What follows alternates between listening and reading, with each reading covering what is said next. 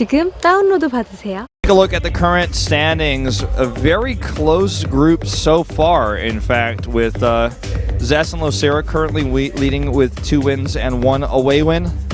morO taking a quick third, as he has no away wins yet.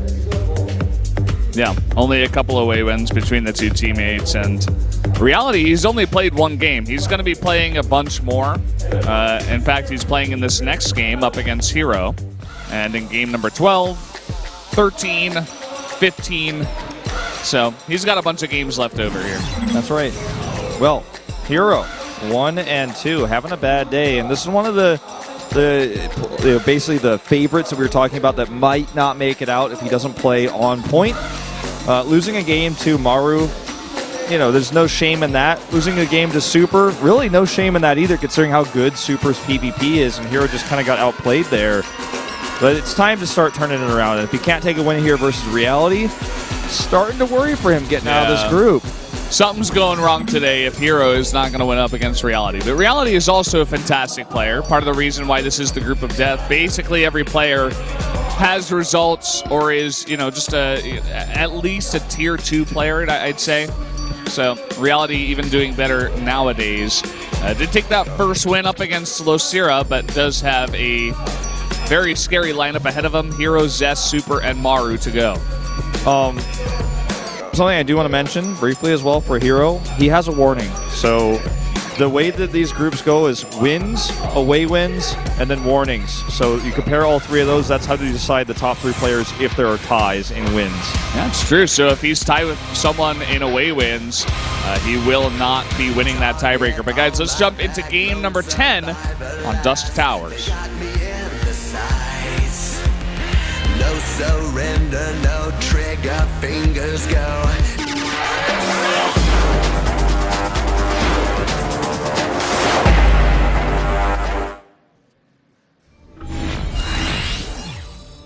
We're back on Dusk Towers, to the surprise of nobody watching. Down in the bottom left in the red, the Protoss player is herO.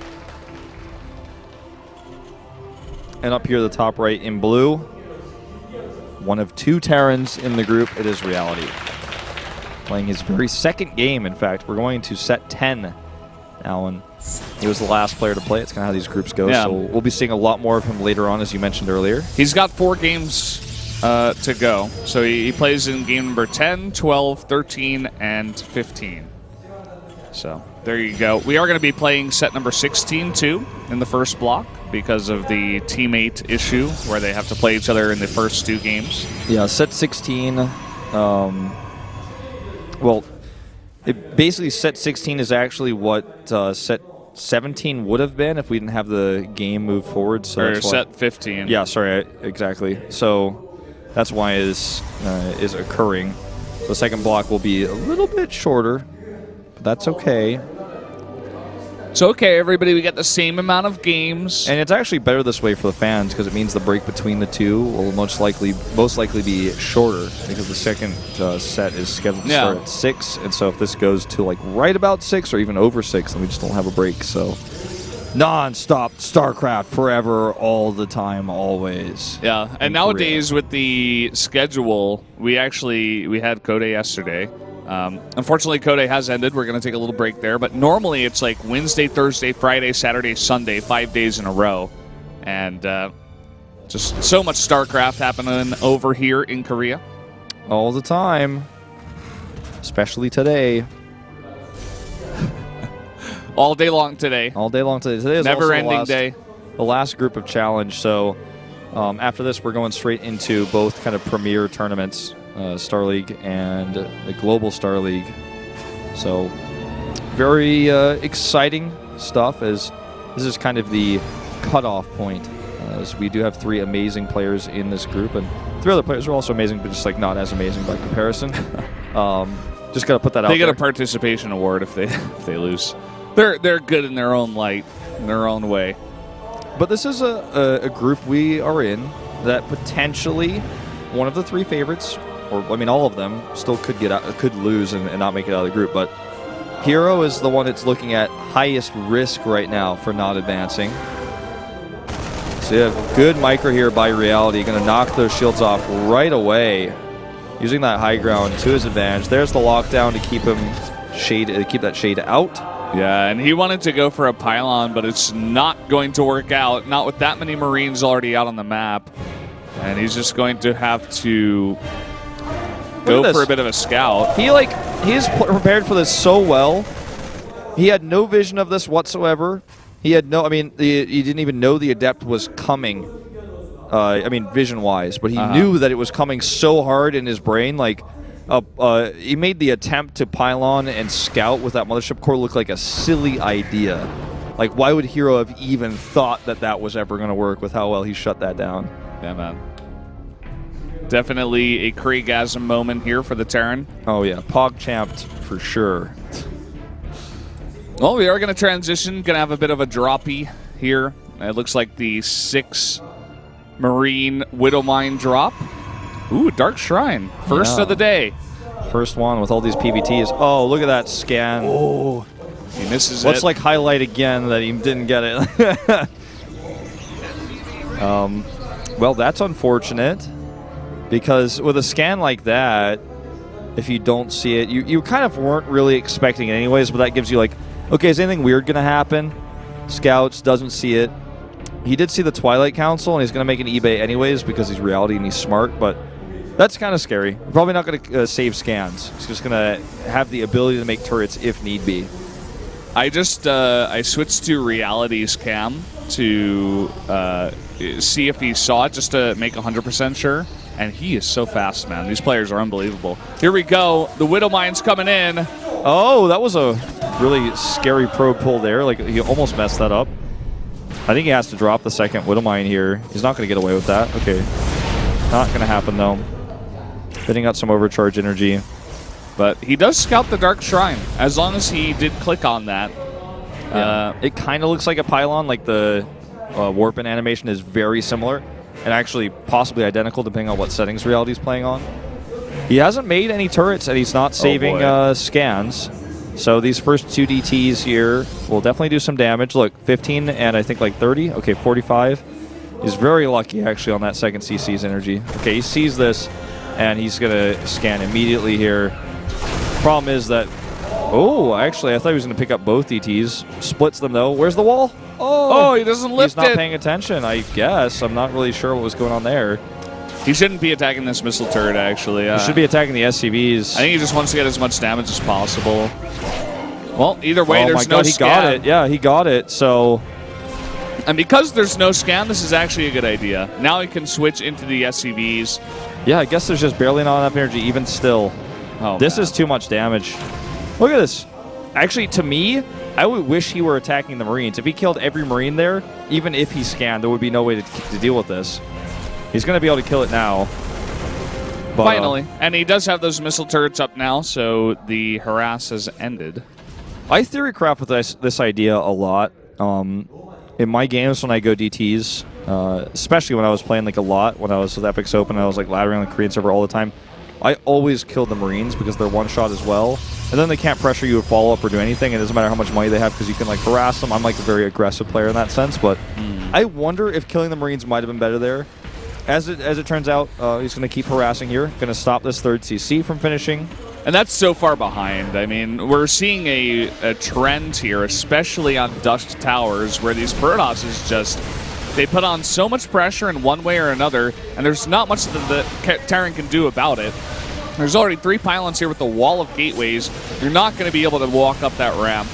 Not with overcharges here with the Mothership Core, so... Maybe able to snipe this War Prison. Nice catch. Yep, there you go. It's going to shut down some of that harass that herO was putting onto Reality here.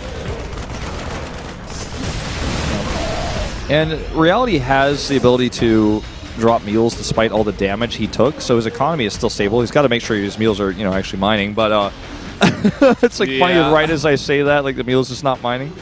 But he can stabilize from this for sure, especially if he finds damage. Like the DTs did it in like ungodlike amount of damage, but still, this is anybody's game. Reality has the army advantage, and he has medevacs out. Well, he's got the army advantage for now. We'll see how much this drop can do.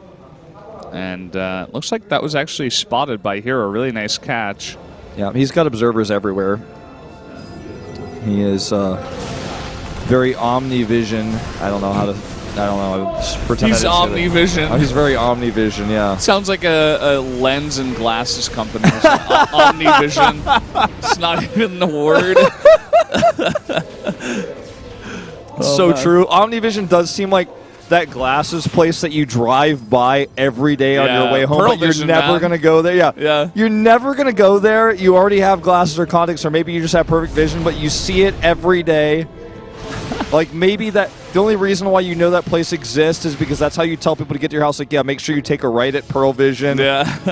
That you've never been to, but, like, you'll see it because it's a big sign. If you ever need glasses, maybe you can go there. Ooh, big blink and a boost away, thankfully, here for reality. Oh, nice. Wouldn't mind trying off. to save some of these units. Oh, even gets one stalker there. I mean, that was pretty decent. Shuts this down hard as well. And based on the fact that there's a Viking here and I don't see a Warp Prism, I think he killed that too. Yeah, he's making another one here too. So okay, well, Reality was playing a base down for a long time, but he's finding some damage here and there. Still a very decent lead for herO. Also going to have a massive upgrade advantage coming up. With the 2-2 finishing, he's going to have like a little bit of a power spike there in his unit's effectiveness. And look, he's making a bunch of stalkers. He's going to start poking. This is very similar to what Zest did to Maru. Zest was much further ahead than herO is in this game, but still, this is going to be very effective. this is a very big group of units that Reality is going to have to deal with. He has like one Widowmine at the top of this ramp, but especially if herO attacks with 2-2, that's going to do so much damage. He needs to bring herO back somehow. This isn't enough. He just warps in at home and he's going to send these units across. The fact that he has to warp in at home instead of with the attack doesn't matter because he's waiting for a 2-2 before he attacks anyways, unless he wants to hit the anti-timing. Okay, he was trying to bait the Widowmine there. Nice cancel by Reality. Going for the anti-timing. It doesn't work. He's going to back off. I think he just wants to scare him. I think he definitely is going to wait for the 2-2. And, you know, this is going to pull Reality back. Funny thing is, he doesn't have to win the game here, but he's going to find damage. It's going to happen. Ooh, big stem. That was a huge stem. Every actually unit working he overtime. owns. That was actually the biggest stem he could have done. He stemmed his SCVs even with that one. Okay, here's the drop. Big warp in. Oh, that's 8. a lot of adepts. And this is what I'm saying. Like, this will do damage no matter what. Like, there's just no way Reality can defend both fronts perfectly. If he sends everything here, he dies. And he's actually shading on top of the units here, Okay. and he blinks There you in go, at the see? same time. And that is probably going to be game. The Widowmine value was real, though. And actually looks like he's going to survive. The Widowmines did so much work there. Another big Adept warp in, though, into the main base. This is going to force Reality to move units between two locations. Yeah. And that splits his army in half, which makes this such a more powerful attack.